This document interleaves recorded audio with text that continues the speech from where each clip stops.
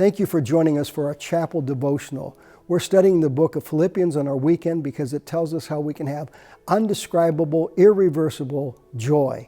And these are days when our happiness is low, but our joy can be high. Remember, our happiness is based upon what's happening. Our joy is based from the Lord. Nehemiah said, "The joy of the Lord is my strength." We want to pray for one another. So if you have a prayer request, we can't collect them in our weekend worship services because we can't meet together.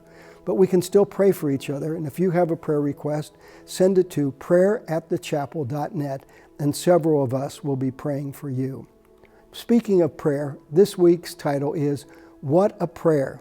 When I pray, I feel weird. I feel like I'm a little boy sitting on Santa Claus's lap saying, "Can I have this? Can I have that? I want more. I've been a good boy. Will you reward me?" And when I think of how often I pray, I think, am I praying enough? And when I pray, am I always so selfish? Here is a model prayer from the Apostle Paul. First, a little background.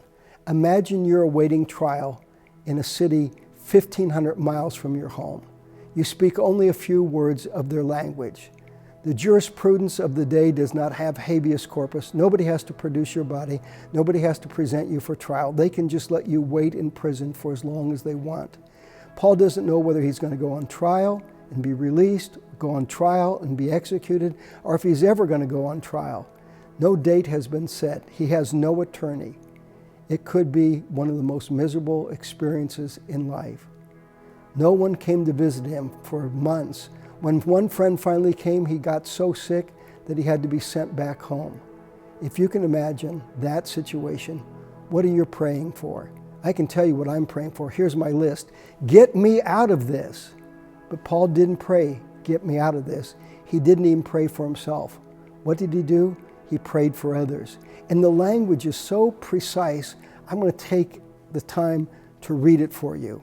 He said, "And this is my prayer, that your love may abound more and more in knowledge and depth of insight, so that you may be able to discern what is best and may be pure and blameless until the day of Christ, filled with the fruit of righteousness that comes through faith in Jesus Christ, to the glory and praise of God."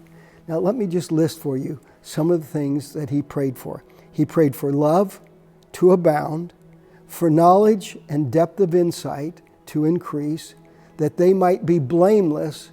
How long? Until the day of Jesus Christ, filled with the fruit of righteousness that comes through Christ. Now here's the key point, to the glory and praise of God. Our prayers ought to be whatever brings God glory and praise. We were made by God and we were made for God. And we only find our purpose and only experience our peace when our life is lived out, as Paul said in Philippians, "For me to live is Christ, and to die is gain." We're living in very difficult times, but you can have a powerful witness. This is a great chance to tell your friends about your faith in Christ. People like to email, they like to post, they like to share, they like to like.